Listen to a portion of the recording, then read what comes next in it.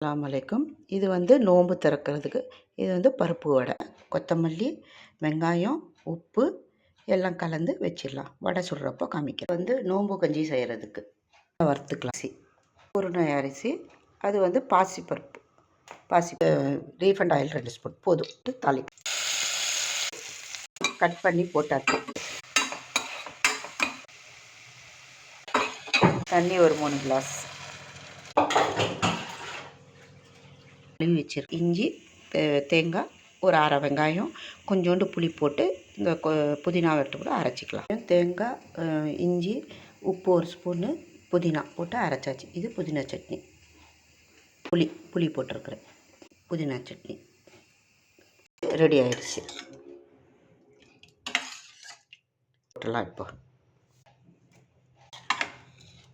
நாளும் நாங்கள் இப்படி தான் கஞ்சி, வடை, இந்த சட்னி எல்லாம் வச்சு இப்படி தான் சாப்பிடுவோம் 30 நாளும். காலையில் 3:30க்கு முடிச்சோன்னா சாயங்காலம் 6:30க்கு முடிஞ்சிடும்.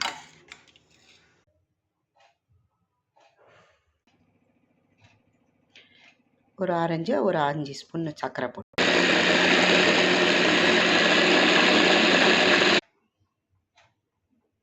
எலுமிச்சப்பழம் ஜூஸு, நன்னாரி ஷர்பத். இது